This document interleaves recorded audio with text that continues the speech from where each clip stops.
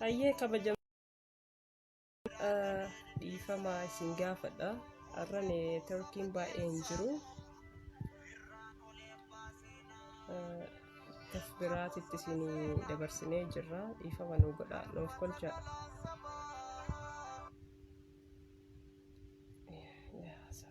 Tisiifni nama rakkisa.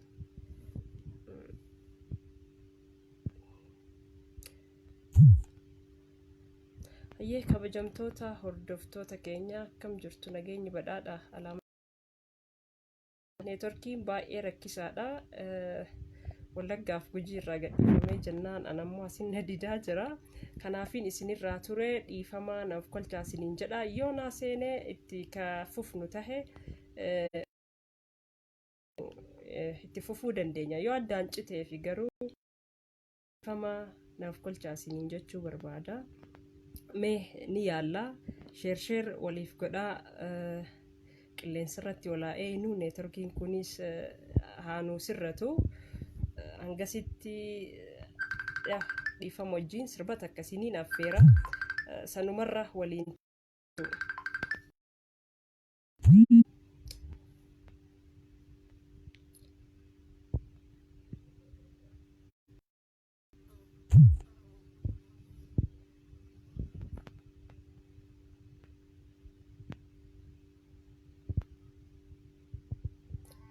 sirba kana isin affeereetiin jira. Mee dhageeffataa tumaanii gara ijoo marii kennaatitti darbinaa isinitti isin dheeressu.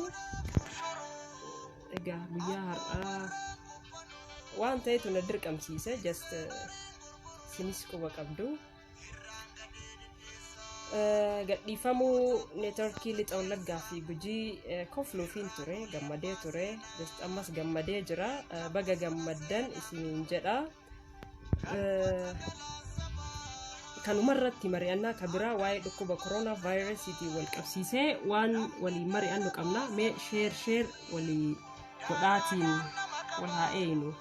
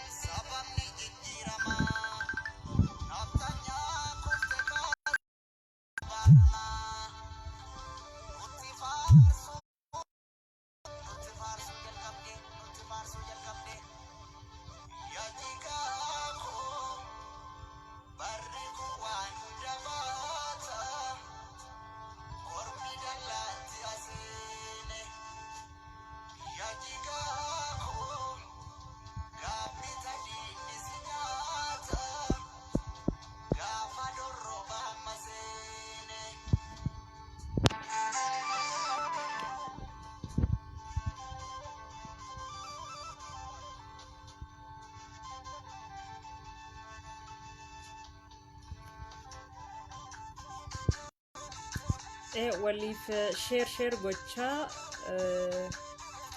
akkasitti waa xiqqeeshuu waa takka lama waliin jenna.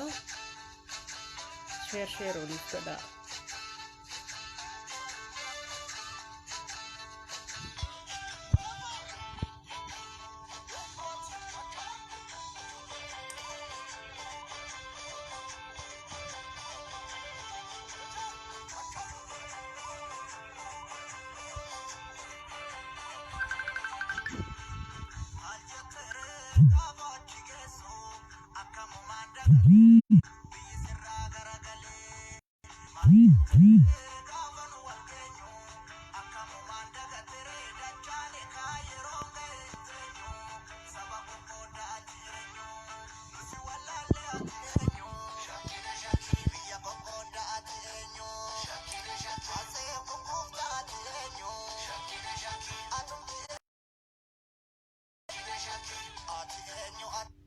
Hayyee ulfaadha galatooma.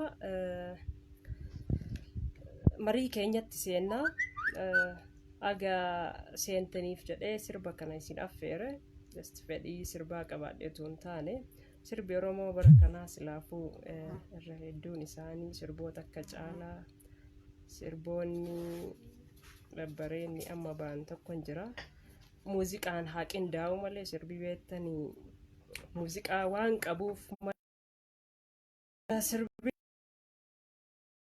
dabarsaa bifa sirbaatiin bifa walalootiin ergaan darbaa ture baay'ee waan hagana hin jedhamne just sirboota caalaa bultumee faa fudhadhaa yeroo maaster pilaanii namoota dammaqsuudhaan waan ergaa adda addaa walii dabarsuudhaan iyya dabarsaa jechuun wallee hedduutu wallifamaa ture saniin ummanni keenya baay'een qabaa kibbaa walitti dhufee akka wal faana socho'uuf illee qoodni artistoota keenyaa guddaa ture ammas wanni sun laafee jira rakkoo biyya keessa jirtuunis wal qabatee